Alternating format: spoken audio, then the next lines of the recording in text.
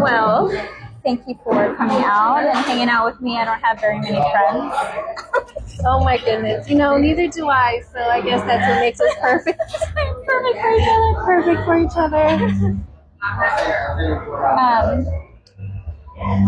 We don't need to adjust that. But anyway, my love. So can you tell me what's been going on in your world? Well, I have a new job. Starting to get pretty serious. Okay. What do you need to Can do? you tell us where you were? Ooh. Sorry. We're fixing stuff. There you go. I can see you now. Oh, that's better. Okay. Yeah. Well, can you see you? Yeah. Okay. So I'm at Wax in the City, Pearland. So basically, I tell people, like, one of my jokes is I tell people I work with a bunch of assholes. Okay. Oh, you do because that I literally you do the assholes? Yes, I wax everything, men and women, all day. Oh wow. So what's the process like? I mean, do you have to talk to them and like hold their hand and show them a diagram on? Not a diagram.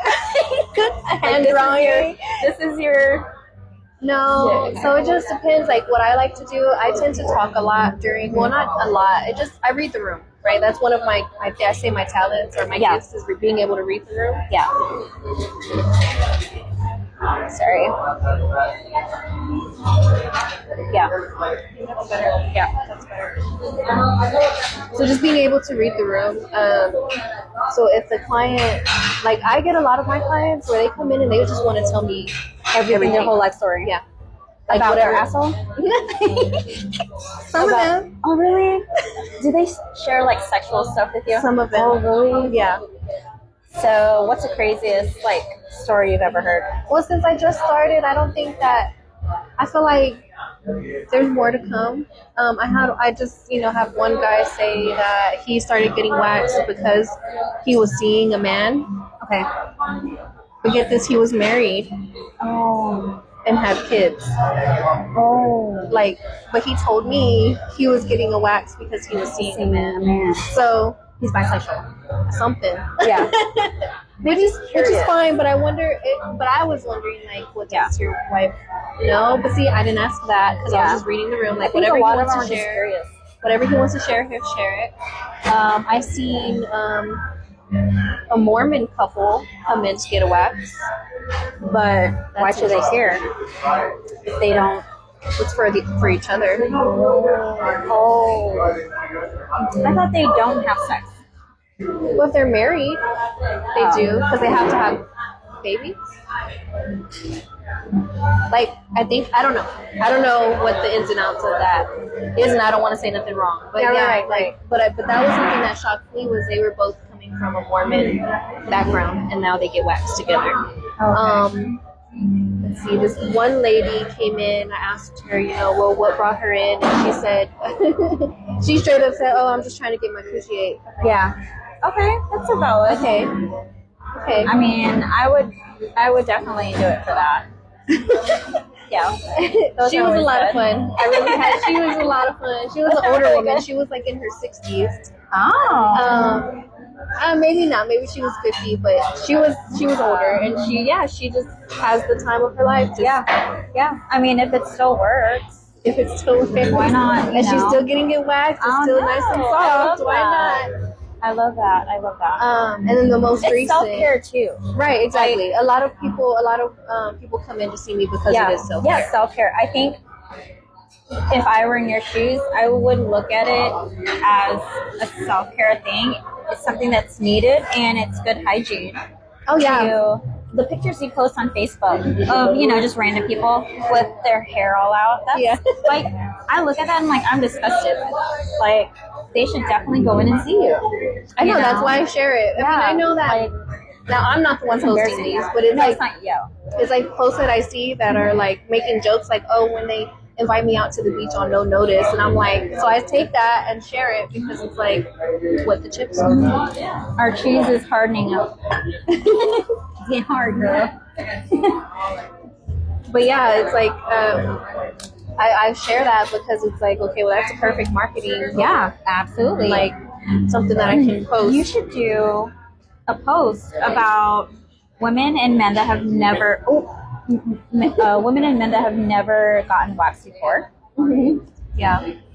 I want to do one where it's like for first time wax, like people just getting waxed. Yeah. Mm-hmm. I'll let you go down on me. I mean, I mean,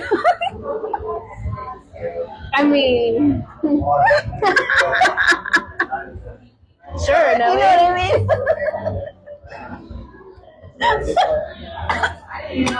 Oh, don't choke now. Okay, hopefully kids don't watch this video. They're gonna go up to their parents like, what does go down on me mean? Oh no. You know, some kids, like when we did a couple marketing events, like we were putting out like Brazilians, like free Brazilian raffle and stuff, and there was kids that were asking what it was. What's a Brazilian? Yeah. But I love that you're doing that because not only are you professional, but I know you as a person that you're just super cool, super professional, you're beautiful, and I know that people open up to you because you just have that energy about you. Like, we can just talk to you about anything, you know. The most recent one was this lady. She came in and she said she wanted like a Brazilian, like full Brazilian, which that's like the full front and the back, and then arms, full back, and her abdomen done. Okay.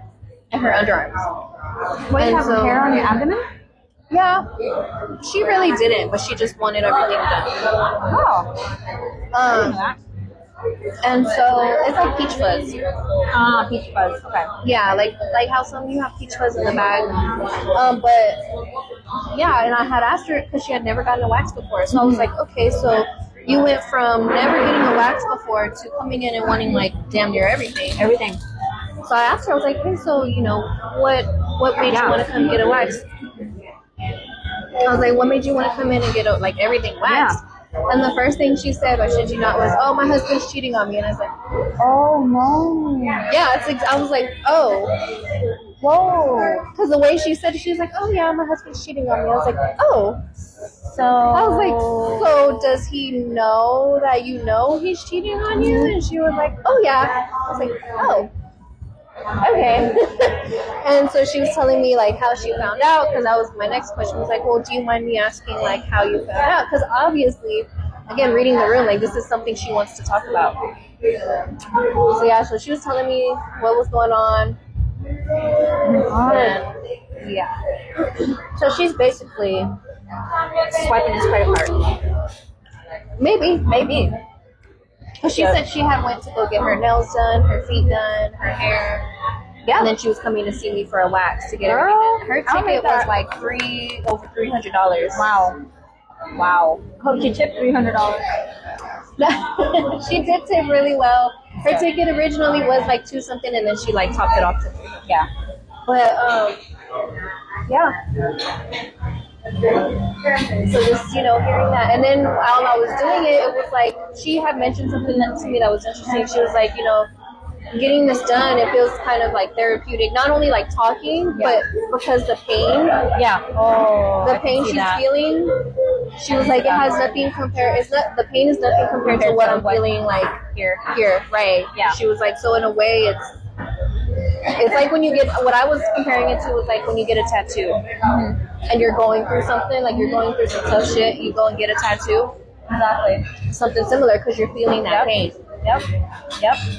And she had said she hadn't really like cried about it or really processed what was happening. So this was like a way, like by the time she was leaving, like she looked like she was on the brink of tears. Yeah. You know, I don't think anyone could ever get away with, could ever get over being cheated on. I've been cheated on by all the guys I've ever met all my life, since my daughter's father. So I just don't understand. Yeah. You know, people ask me like, oh, why are you, you know, on the surface, you're so happy and smiling and shit like that. But I'm like, what else am I gonna do? I can't kill these men, you know. But you just gotta. Well, what I was telling her was, because I'm not gonna even lie to you. Like, I've been on both sides of that point. Yeah. You know what I mean? Like, I've cheated, and then I've been the one being cheated on. Mm-hmm. So it's like, what I was telling her was, like, I was like, I hope you understand. Like, him cheating has nothing to do with you. It has everything to do with whatever he has going on. Yeah. Inside. Absolutely. I mean. And she was like, no, I know that. And I was like, okay, but are you, like, really, like, it really has nothing to do with you. It's all about whatever he has going on. Now, it affects you, of course, and it affects your family, it affects everyone around you, but, yeah, at the end of the day, it's not even on you. That's a decision that person made, not you. Yeah. Well, how did you recover from being cheated on? Like, what did you do to get over it? What helped you? Really? Ooh. She's got this. Cheated back? I mean, mind you, I was younger. Outside of the healing process. So very, yeah. I got my lick back. Yeah. Times 10. Yeah. I don't advise that. Yeah. I mean, we've all been there. I've acted a fool. Like, I went through my little crazy phase, but I will say I only was crazy ever once in my life over one man. And when that happened, I was like, after all of that, and I actually came to, and I was like, okay, this is taking me way out of character. This is stuff I would never do. Yeah. I was like, I'm never gonna let somebody else take me to this point ever again. Like, I'm never giving anybody that power ever again. Man, that's the key word. Is you should never give anyone the power to make you act out or become the person you're really not. Right.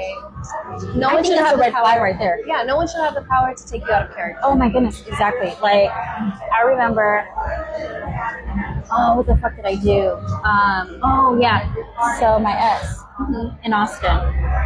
I've never done this before, but I remember he was a narcissist. Yeah. Every time we would fight, he would like flip it on me, right? Worse, yeah. And he left me downtown. And he calls me and asks me where I'm at. At the time, I didn't have a car.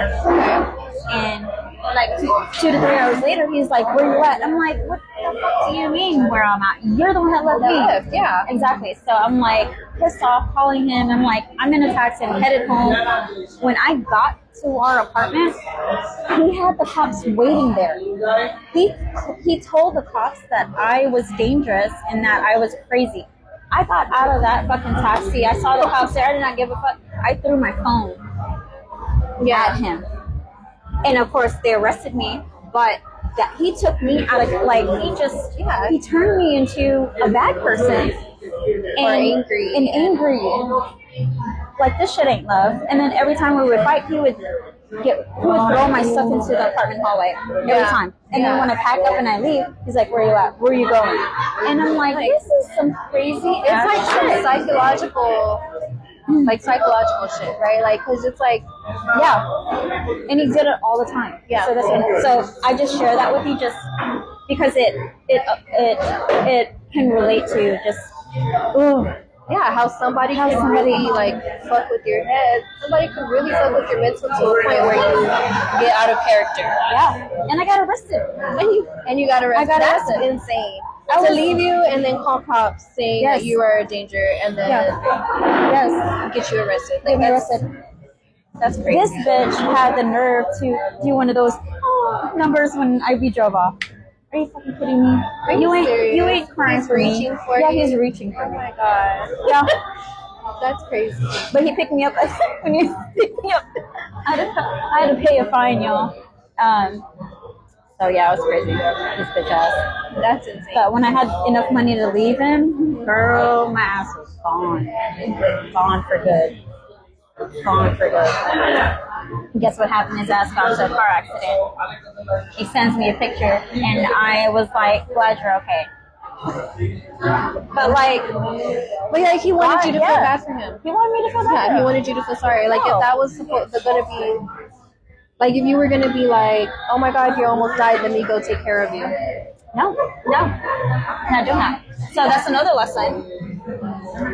When they know they've lost something really good, and then they hit you up out of their convenience for their, you know what I mean, like, and then we don't reciprocate that. Oh, feel sorry for me. Well, it has, because I know a lot of women who are still going through stuff like that, like who are still in those Caught in the middle struggle relationships. To walk away. They don't know when to walk away. They don't know when to walk away, or they do. They just don't know how. And I've been there. My situation, I will say, I can't say like it was the worst, because I know women who are going through way worse than whatever I went through. Yeah. But I get that. Like, however, there's so many factors. Like the kids, if you have kids together, like, you know, the home life. If you don't have a job, you're a stay-at-home mom. I was a stay-at-home mom for years and didn't have anything to my name. You know, for at least 7 years. Yeah, girl. Not 7 years. No, but it was a while. It was a while. Yeah. And then when we don't have money, and we don't have a battery that's low. I'm gonna walk around battery cuts. I know, right? But so because my battery is low, we will do a part 2 to this conversation. And this wasn't scripted, y'all. We just kind of went with the flow. That's just how we are as friends. Like, we just kind of vibe off each other. But part 2 will be very, very soon. We'll be at a different location, but we are Lupe Tortilla? What is this? Okay. Lupe Tortilla, in Pearland. So we do plan on hoping we can make it out to Kima, and maybe we just sit by the bridge or the water. But let's go fishing. Go fishing? Go fishing. Bring the booze. I'll bring... Do Plenty Fish in the Sea episode. Ooh, that's a good one. Let me catch a treasure chest, though. Right? No. Fuck the fish. Fuck the fish. For real. Fuck the fish. Hell, I'll even settle for a pound for some cocaine. Like, let's find some breaks. Come on. Fuck the fish. Bring in some bricks. And we'll see you in Kima. Bye, y'all.